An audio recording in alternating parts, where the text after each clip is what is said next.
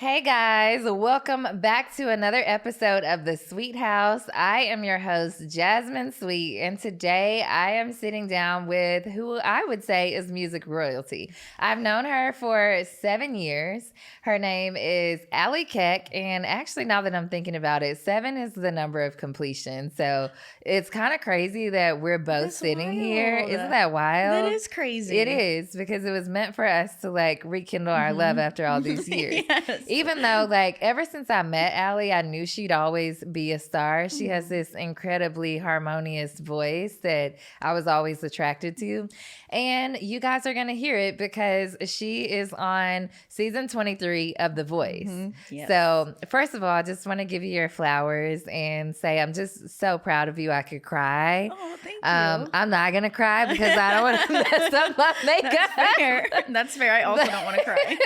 And you don't want to cry either because we're no. both going to be in shambles up here. Yes. But I just want to say, like, you stuck to it because it's not easy to move to a city like Nashville and be a big fish in a little pond, as they say. But I'm sorry, this is much more like an ocean in Nashville 100%. than a pond. But you're on The Voice. So Yes. talk to us about like what that's been like for you, like the journey to The Voice, more so than like what you're doing now, because they'll see all of that on The Voice. For But sure.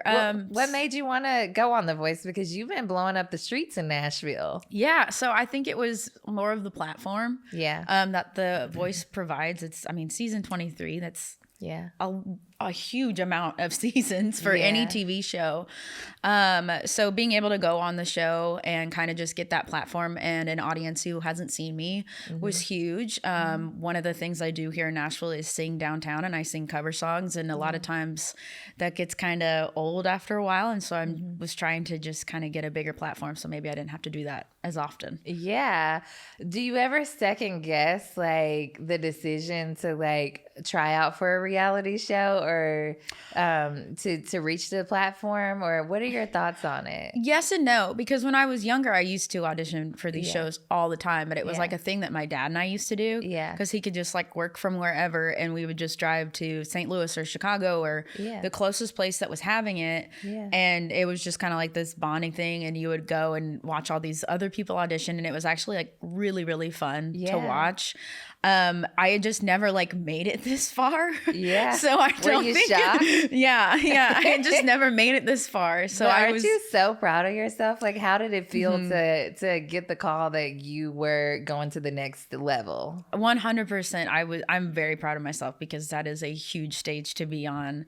No matter what level you're at in the music industry, those are still 4 of the biggest people in the industry sitting there lit up, Yeah. like the spotlight is on them too, Yeah. because you're supposed to be impressing them. Yeah. So I'm definitely proud of myself for at least getting this far, you Yeah. know, and being able to step out on that stage. Were you scared? Oh, 100%. Yeah. I had never had nerves like that in my life, Yeah. ever, because I had never had my nerves literally go from like my chest to like right here. I was like, I have to keep going or I'm going to maybe throw up. I didn't know what was going to happen.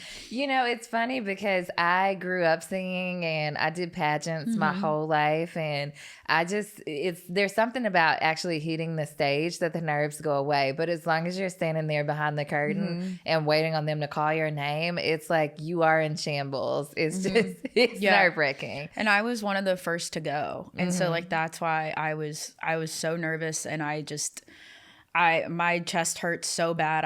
I felt like I was gonna, you can't see anything when you walk out there either, really. Yeah. And the Is there stage a live is black. audience there? Yeah. Yeah. Yeah. The stage is black, but like Yeah. kind of lit up. And then it's complete darkness until the music starts. And then I have to hit this like really big note. Yeah. And that was what I was most nervous for. In front of celebrities. In front of celebrities, which like I think playing downtown, maybe I've sang in front of people that I didn't even know were big deals, or like, you know, so and so came in, but like never in my life have I done anything like that. And honestly, not knowing probably made it a little bit easier for than sure. actually knowing that you're about to hit the world stage. For sure. And perform. But I mean, you literally are a pro at this. I feel Thanks. like, and you've always been a pro at this in my book. I mean, from the moment I first saw you and heard your voice, I was like, that is a voice from heaven. Like, that's a God-given talent. Thank you. So I'm proud of you for stepping into it and deciding to to continue on your music journey, no matter what it looks like, whether you were auditioning for this kind of platform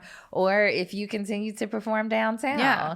And I just wanted to know why you chose the song Ooh La La, because that's like a major like rock ballad, and you came out with this powerhouse voice singing it. And then, you know, I know in Nashville you probably sing a lot of country covers, but then you chose this song to go and be your debut at The Voice. Yeah. So it's on my set list when I play downtown, because a lot of times I'm closing the bars, and so they prefer like more rock, pop, and some country mixed in, because people, you know, want to party hard basically, because by then it's like it's Broadway. 1 in the morning, you know, and so I figured in regards to like getting people going also matters as far as the audience and like their reaction. And I knew that it was one of those songs that a lot of times when I play it downtown, people don't know it right away, but once they get to the chorus, they're like, oh yeah, this one, and they kind of just... I would have turned my chair immediately. Oh, thank you. Like as soon as you said ooh, I'm like, oh, look, I don't even hear anything else. Like it also has a lot of dynamics in it. So like in regards to, it starts here, and then like it kind of, the ooh la las are kind of softer, more feminine, and just shows like all the range within my voice. Also, Grace Potter is very much the genre lane I would put myself in regards to, she's kind of this folky rock country artist that kind of does a little bit of everything. Yeah. And I think that the music industry is kind of going in that direction 100%. anyways, where artists are like multifaceted when it comes to genres. They're no longer just in one genre. So I think it's a cool song for you to choose for sure. So you turned Kelly Clarkson and Blake Shelton around. Yes. And you chose Kelly Clarkson. Why? Okay, I chose Kelly because she statistically has the most wins when you compare her and Blake, because she's been on less seasons than Blake. Okay. But I really wanted someone who kind of also had the experience of being on a show like that. Yeah. Obviously, she'd come from American Idol, and I wanted, you know, somebody who had experience being a contestant as well, which Niall does too.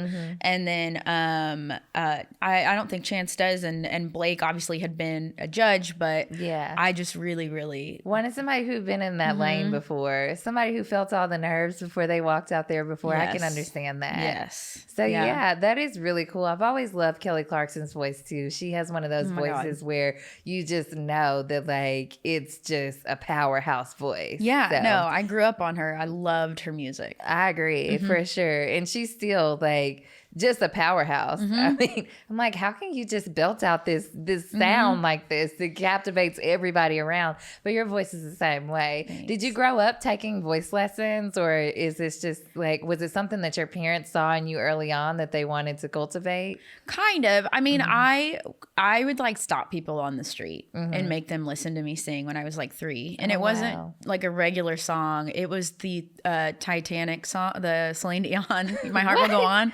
Yeah, of course you'd be singing Celine Dion. Yeah, I was like at 3, like in front of the fireplace, singing that song, making people listen to me. And then I kind of went through this phase where I was like shy and nervous about it. And then when I was around 15 or 16, my parents, you know, got me a guitar, and they were like, if you want to do this, you know, you should probably learn how to play an instrument that you can accompany yourself. And we had already failed at piano lessons. So we tried guitar, and that stuck. Like as soon as I could sing, I, along with playing, like I was good to go. And my dad kind of encouraged me to start asking people to sing on their breaks at their shows. And then I started booking my own around my hometown. When you were a teenager. Wow. So you've already had this mapped out. So you've been at music now for like a couple of decades. And so that's why you're so good at what you do. Yes. Yeah. So I think that people should note that this isn't like you just woke up one day and decided to go try out for The Voice. It's been a process for you to hone your skill set. So what does that look like? Do you wake up every day and like set aside time to like sing and play your guitar, like practice? Like what does that look like for you every day? It depends on how much I'm playing downtown, just because if I'm already doing, let's say I have 5 sets that week, then I'm not going to be devoting too much time to playing or doing other things. But I'm writing almost every day. Yeah. So I'm singing pretty much almost every day. And then depending on like what I'm having to post on social media that week. So it's more of like I am waking up and doing whatever that job is required of me that day, I guess. So if I'm required to write and go play downtown, then I'm singing that way. Or if I'm required to post stuff on TikTok or Instagram, and that's just it for the day. But yeah, there's pretty much no days off. Do you enjoy social media? This is a question that I have for all my guests because everybody's doing cool stuff and we're all using social media as like our means of communication to the mass audiences. Is social media like a fun part of your job? It's not my favorite part, to be honest. And I think part of it is because I beat myself up for not getting on TikTok during the pandemic. But I think I struggle with it a lot because it requires so much from me as an artist, as far as like 3 to 5 times a day, and also be writing, and also make sure you're gigging out, and make sure you're playing writers rounds, and make sure you're networking, and then also make sure that you're saving your voice, and so it's just like, I also am just, it's a full-time job. It is a full-time job, and honestly, the general consensus of like everyone that's been on the show is that it's something that they have to do. It's not necessarily a preference that they want to do it all the time. 100%. So yeah, and it is hard to like, I guess, mesh it with all the other things that you have going on. So yeah, I agree. But you shouldn't beat yourself up about that. No, I know. But it is common too. But I also think that like in life, a lot of times we feel like we're too late. Like I've been talking about this YouTube show and podcast for I don't know how many years, and I'm just now doing it. So, and I'm like, I don't care if 3 people watch this. At least, you know, maybe the 3 people are somebody who wants to be a singer, somebody who wants to be an interviewer, a content creator, somebody who's just scared and doesn't know what their skill set is. I feel like, you know, now is your time, and you're serving as an inspiration, and so am I, to so many people. Yeah, I 100% like I still do it. I think if I could knock some of the other stuff off in regards to like, you know, having more time for it, like being able to go live on TikTok has changed a lot too. Yeah. That's where I get a lot of my followers anymore. Yeah. Is being able to go live. Well, that's good. So what are we going to do if they shut TikTok down? I don't know. You know, that's the conversation right now is I don't know what a lot of people are going to do. I don't know. I guess go to Instagram, Instagram Reels, which like it's wild. It is wild to switch from TikTok to Instagram Reels and see the difference in like my For You or like suggested stuff between TikTok and Instagram, because I do feel like TikTok listens to a lot of the stuff I'm saying versus Instagram. Yeah. So I understand, but also I'm like, I don't know what they're going to do. Yeah. I don't know what they're going to do either. I'm actually a late bloomer on TikTok. So my focus has always been like Instagram, Facebook, and Twitter. Those have been the 3 that have like stayed around. So now I'm stepping out there and I'm going on YouTube and I am posting on TikTok too. So, you know, just making sure you're present on all the platforms, in my opinion, is like the best way to go. There's so many. Yeah, I'm like, I know there's so many to keep up with. I'm like, but you can't lose if you're going on all of them. Right, correct. So I wanted to talk about when we first met. I had just moved to Nashville in 2016, and you also moved to Nashville in 2016. So I moved to Aspire Midtown, which was like one of the first apartment buildings on Charlotte, and I met you. And I heard your incredible voice, but that was your first leasing job. It was. And I couldn't tell because you were a pro at that too. I didn't know what it was. Like when I showed up, I was like this small town girl who somehow ended up at this job where I was like selling phone book ads in 2016. Like... What was I thinking? And I obviously... You needed a job because Nashville's expensive? Yeah. And I was just like, okay, like we'll try this one instead because I just needed something else besides what I was doing at the time. Yeah. And I went into interview and they had just won like this social media award, which I majored in PR. And so I had like experience with social media and they really, really liked that part of it, even though I didn't have the sales experience. But yeah, I mean, Annalie kind of took me under her wing and taught me everything I know when it came to leasing. And then kind of just went from there. But I do still like love that line of work. Every day is different. And I meet wonderful people like you. So I do, I love that line of work for sure. I loved it for you because to me, it also gave you like a community to showcase your talent talent. So For sure. they would do community resident events, and she was like the main attraction. So everybody was like, I'm going to see Allie tonight. Like, I would tell people about my shows too. I'd be like in the elevator. I'm like, what are you guys doing tonight? Come out, you know? Or I met lots of musicians that I'm still friends with today. Absolutely. That live there. I'm sure you met all kinds of people, marketers, and like that building was such a good building. I feel like everybody had like moved to Nashville, and like that was our like hub for creativity. So it's kind of cool that even Anna Lee was willing to take a chance on you. Everything happens for a reason. 100%. We were talking about that before we got started filming, and just the mere fact that like timing is everything. I'm like, look, 7 years later, we're sitting here having this conversation, and that was the start of it. But you went to college, and you got your degree in public relations. And I read something that talked about like your dad really inspiring that decision because he wanted to make sure you were equipped to have something in case music didn't work out for you. How do you feel about having that plan B as an option for you? And like, what would you say to somebody who's trying to decide, do I just go straight talent, or do I get my education and do talent? So I will say that my degree has helped a ton in regards to the social media aspect of my job. Like I know, or of music, like I understand and can do a lot more than somebody who is just coming into it, like not understanding analytics or how to read it, or things like that. So I'm glad I got a degree in something that somewhat relates to what I'm doing. Right. And you can, the skill set is transferable. Yes. The skill set that I acquired in college was great, but also I wouldn't have been ready to move here when I was 18, or I think I wanted to move here when I was like 20. Can we talk about that? Because I feel like college is such a good decision because it's like a launching pad for life. Yes. And it gives you like an extra 4 years to mature, learn your time management, learn how to manage your own finances, hone your craft if you do have some other talents. Maybe you're a painter. Like maybe you want to do music. Maybe you want to do producing or what have you. To me,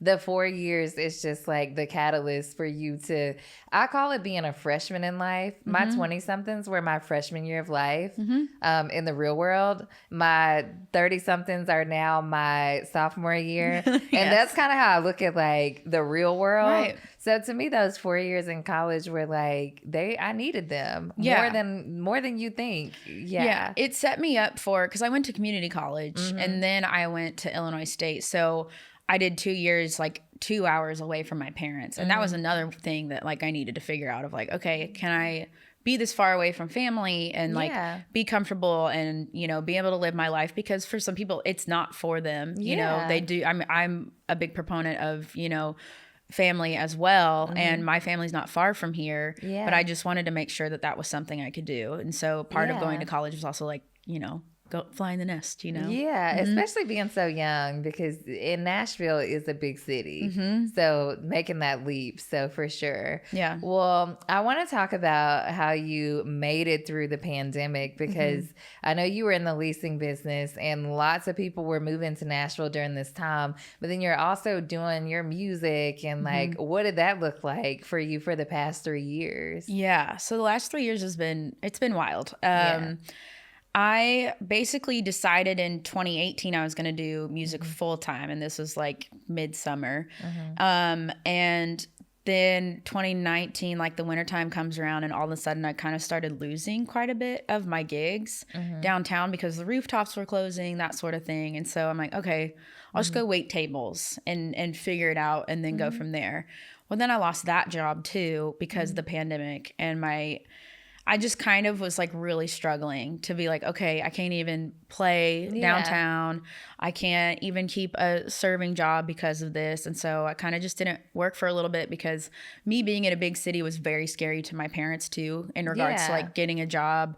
Like I was for sure going to come more in contact with COVID. And this was when, I mean, it's still scary, but like really, really scary it was time. Scary, yeah, because we definitely didn't even know what we were dealing with. And just like, Right. what the next steps were. Honestly, we were all in the twilight zone. So yeah. That's what it felt like.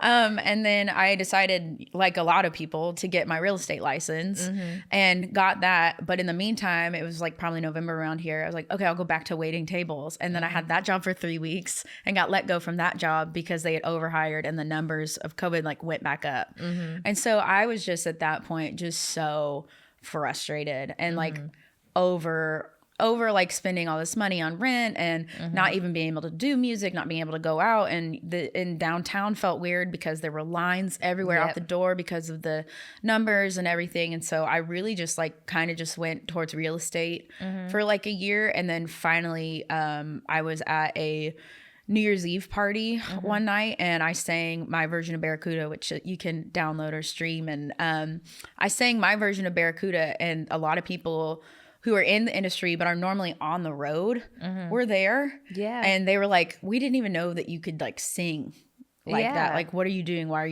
you not doing music? And I was like, okay, like maybe I need to jump back into this. Yeah. It makes a huge difference when you have people that are like cheering for you. So, and I mean, given the times, like those people would have been on the road, like you mentioned. So it was kind of cool that timing is everything. We keep 100%. On honing back to that fact that like timing is so important. So I just feel like, you know, you were right where you needed to be. The pandemic was a tough situation, but you were right where you needed to be. So you got your real estate license. You have your degree in public relations. You're also doing music. Like I would say you're a multifaceted woman. So what would you say to somebody else who comes to Nashville and is looking to break into the music industry? You've obviously dealt with some highs and some lows. Your story reminds me a lot of other artists who are also like, man, I almost quit because of this. I almost stopped singing because of that, or I stopped dancing, or I decided I was no longer going to play football because of this or that. Like everybody meets those moments that are challenging that to them. So like, what would you say to somebody who's at that like pivotal point where they're like, man, I don't know if this is for me anymore? I would say sometimes take a break from it. Like I've done that before where I've gone like, okay, like maybe I go back home a lot of times, like whenever I feel like I need to go home and like just decompress. And then I'll come back like re-energized because this city will take it out of you, you know? But I would also say get used to hearing no. Learn how to produce your own music and just kind of, if you feel like there's not a path for you, make one. Yeah. That's kind of how I feel like I've been doing it. So getting used to hearing no, like what is the hardest thing you've had to hear as far as your career goes in music? I mean, definitely lose weight. Wow. I've not heard it a ton because I know that the industry has somewhat gotten better. But then again, I'm not on that side yet where I have, you know, I'm signed to anything and somebody is telling me to do that. I don't know if that still exists on that side, but I know that I've taken meetings or like had people tell me, well, I can take her in there, but they're going to tell her to lose weight. Well, you look absolutely amazing. Thanks. So you've always looked amazing to me. And honestly, it's been more about like your vocal abilities at the end of the day. So I do feel like I can see where that kind of stuff happens in the industry, but that's very interesting that you had to hear that. Did that ever deter you from wanting to continue music, that kind of stuff? No, it didn't deter me from wanting to do music, but I had like somebody ask me like, oh, did you want this person's contact? And I said, who do they work for? And I said, no, I don't. Thank you. Like, you know, there are people that I know now that maybe I can't, maybe they don't even care to sign me. That's fine. But I don't even want to give them the time of day if that's how they're going to speak to me or speak to whoever's representing me at the time. Absolutely. So I feel like the no's gave you the confidence to like make better decisions for yourself, because the last thing you want to do is work with somebody who doesn't want to work with you, especially when it's about body image. Oh, 100%. In 2023, I think we're doing a lot better on body image. Right. So we're just going to keep moving forward with that. This was early on. And I think the reason it's so hard to hear is because it has absolutely nothing to do with my talent. At all. Like I'm telling you, like I've been attracted to your talent from jump. But I will say, I think that the industry is also changing. And I was actually having this conversation because I was at South by Southwest and I saw Sudan Archives and Mariah the Scientist at Rolling Stone's The Future of Music. And the way that they presented themselves on stage was very normal. They didn't have like huge glam teams and like they just seemed like regular women who came on stage to share their voices with the world, share their talent with us. And so I was talking to my sister and I'm like, man, this next generation of music really is cool because it's not like they're no longer framing this as if like you have to be some perfect person, and they're giving people the opportunity to just get on stage and showcase your talent. So I see that as a plus, and I'm excited to see, like, I was excited to experience that. So I don't know. I feel like when we were growing up, I mean, it was Jessica Simpson and Beyonce and like Britney Spears and the whole group. And to me, they had to be perfect. They had a lot of stipulations on them. Jessica Simpson has even talked about, like even like the body image thing that she's had to, you know, withstand to be in the music industry. So it's very common. I think it was very common back then.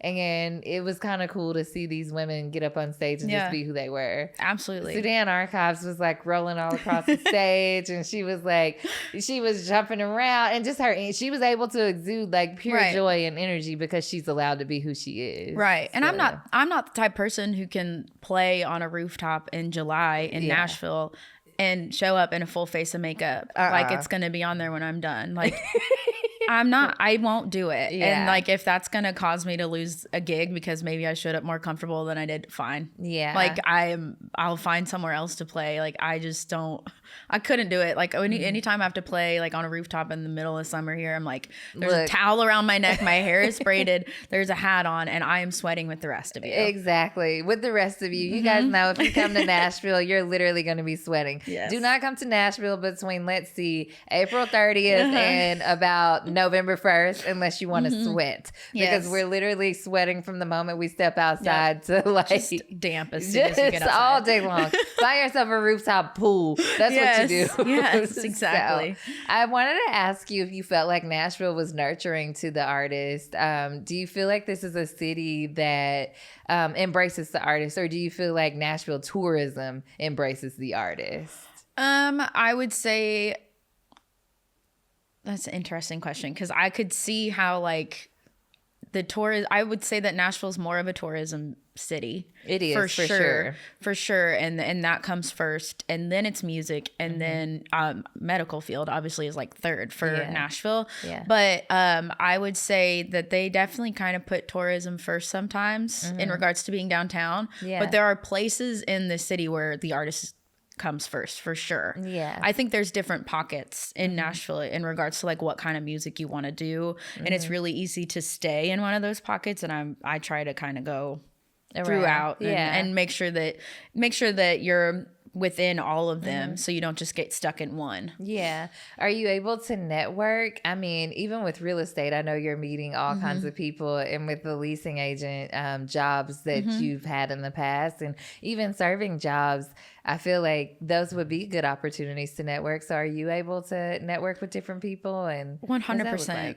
100%. I do a lot of networking in regards to when I play downtown. That's how I meet a lot of players for my bands. And then those bands will go play with me at Whiskey Jam or things like that. And then you meet more people at those events. And then I've been here long enough too that I have like a solid group of friends who we all network separately, and then they'll bring in this person and you'll bring in this person. And then once you kind of find your group, it just like consistently grows. Do you feel like competition in Nashville with so many musicians moving here is like hard? I mean, we obviously have seen like an influx of everybody from California and New York coming to Nashville. So how does that make you feel? And are you experiencing any of that?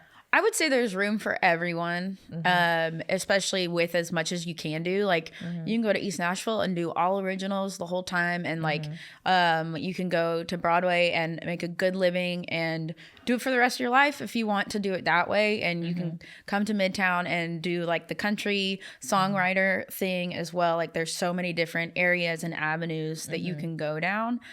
But in regards to like competition, I don't feel that too much in regards to there maybe not being enough room or anything like that.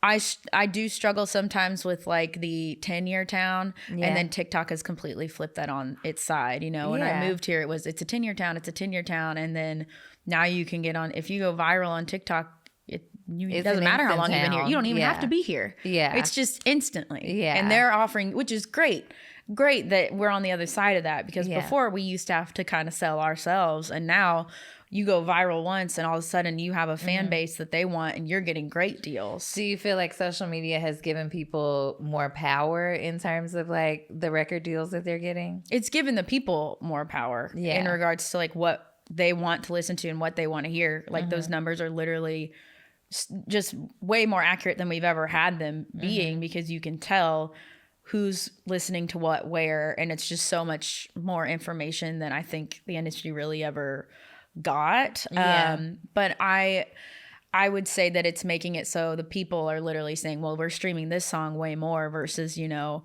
the radio promotion department at this label has been making sure that this one's going to go #1 this week. Like, it's just, you know.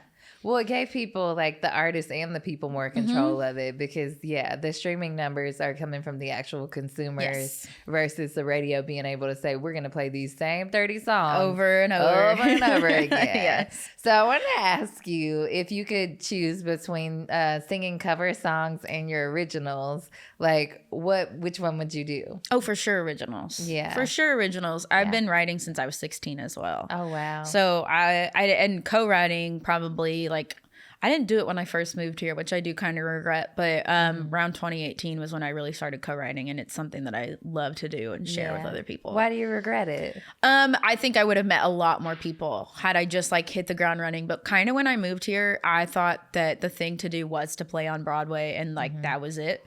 And I ended up finding out that there was like so many more facets to Nashville and like how the music industry runs.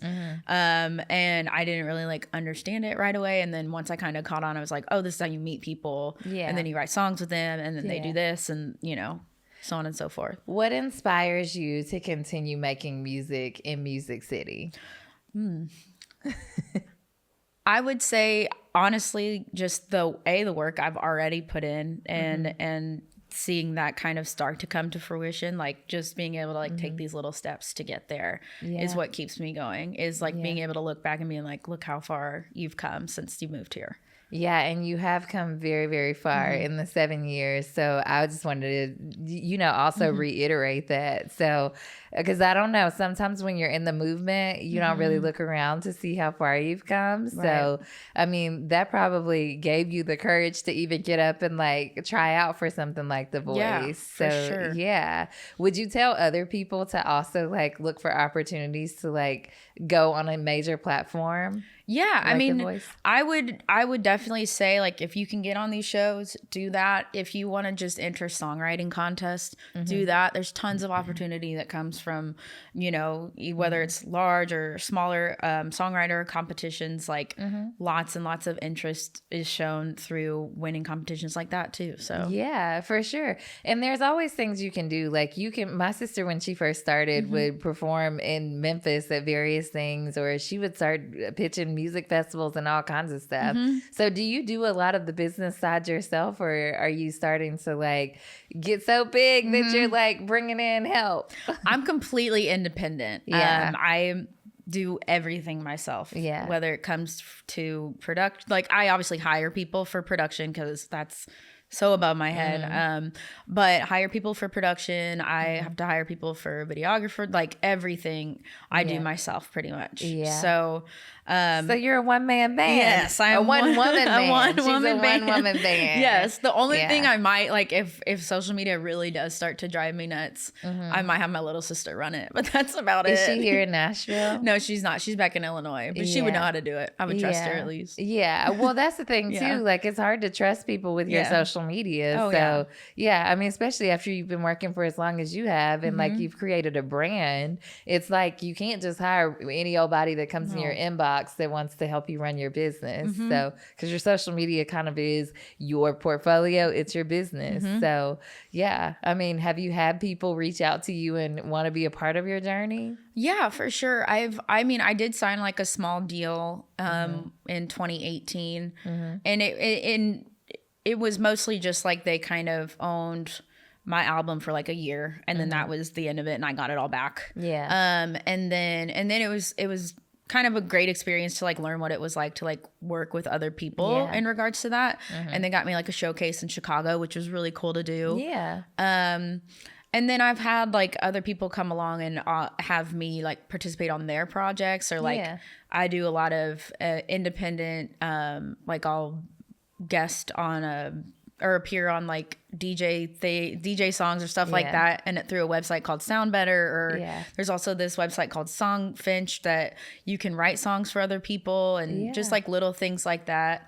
But I mean, my goal would be to possibly like get a publishing deal within the next few years and have somebody help me with the songs that I've written. Yeah, well, that would be really cool. So what would like that look like in terms? I mean, it just seems like you just threw out 2 websites for opportunities for maybe you're a future singer songwriter, but I also think it's cool because you have explored all these avenues of like performing cover songs versus like writing your own music versus like writing on these websites versus like you signed a contract for 1 year. So you're doing all these different things, and it looks like to me music is very much so like trial and error. Very much. So what does it look like for you to continue down that path?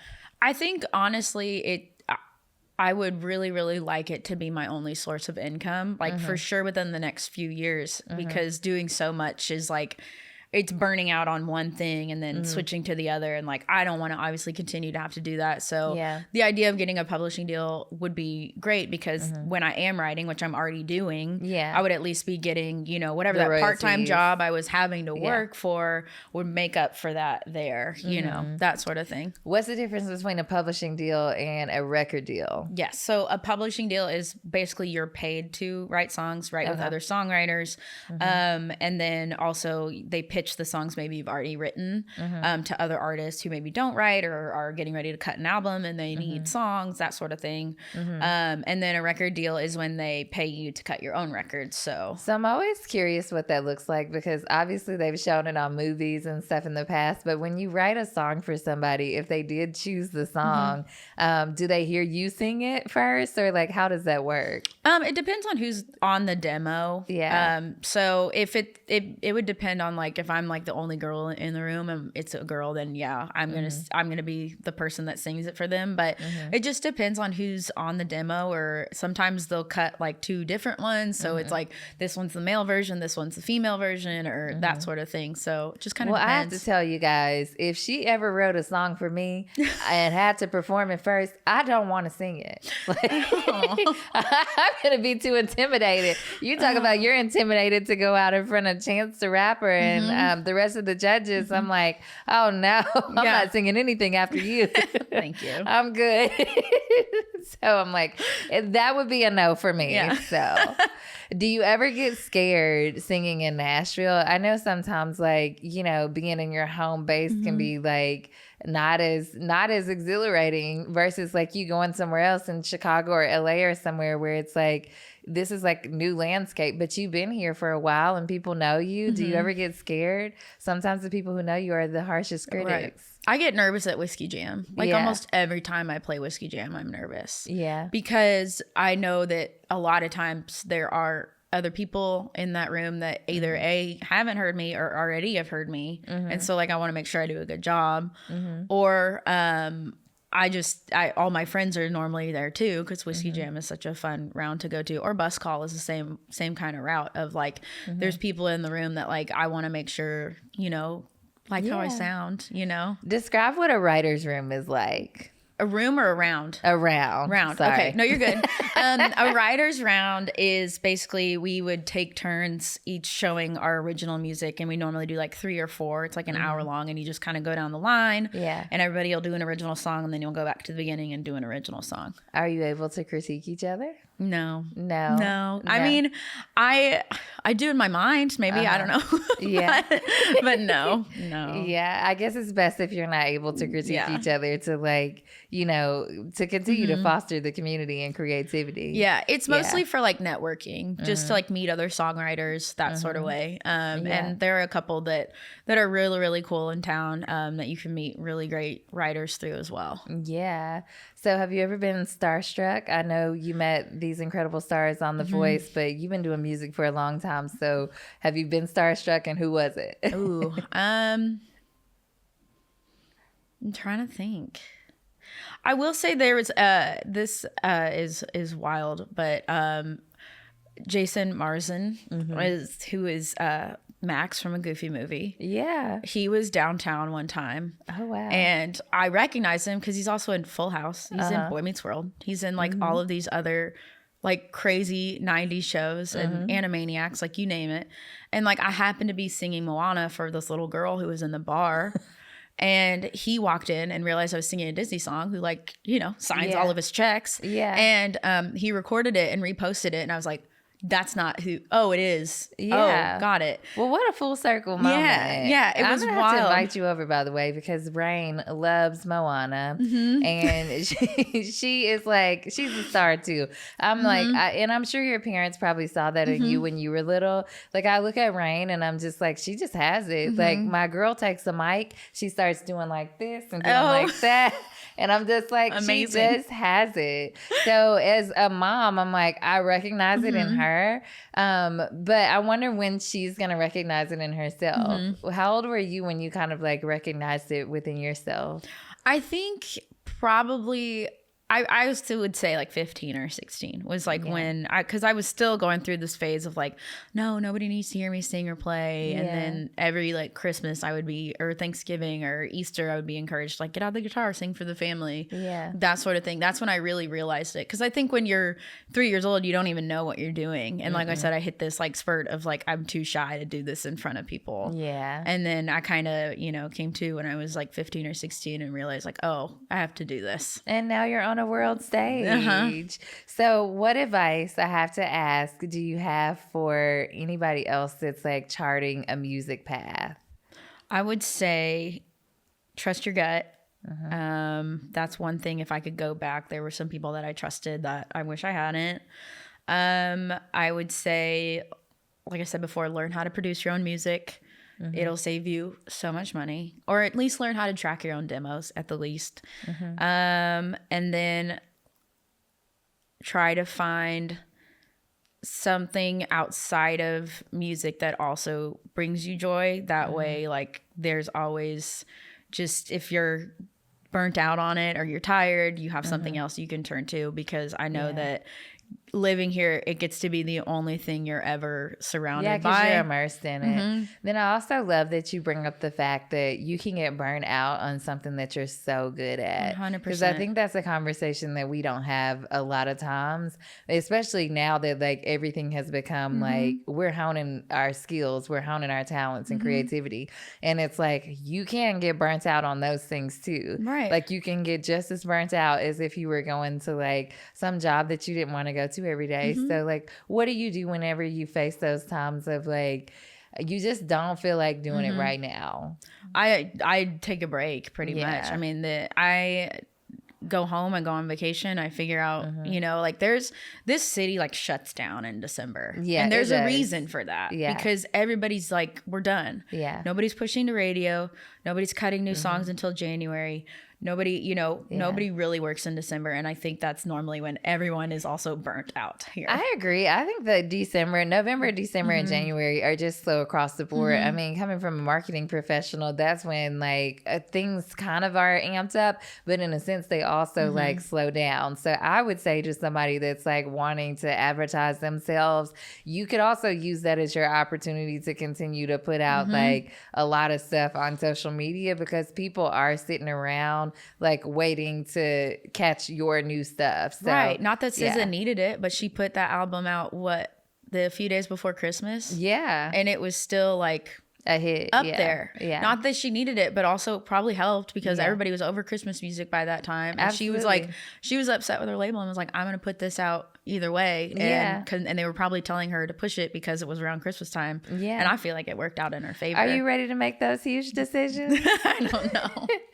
I don't know. I mean, for sure. If it means like having one focus when it comes to music, absolutely. Yeah, for sure. I think I'm definitely ready for the world to like hear my own music for sure. Yeah, I think the world is ready to hear your own music. I feel like the stage has just like welcomed you to it. The curtains are drawn back and we're just going to paint this picture of glory for you. Yes. Oh my gosh. You guys have to check out Allie Keck. If you are interested in hopping into the music industry, it is not a hop. It's more like a skip.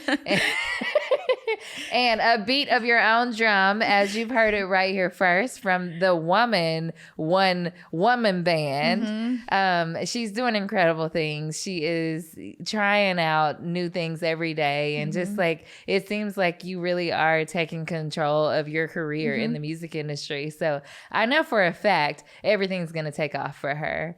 And thank you guys so much for tuning into this episode of Music Nashville and just growth.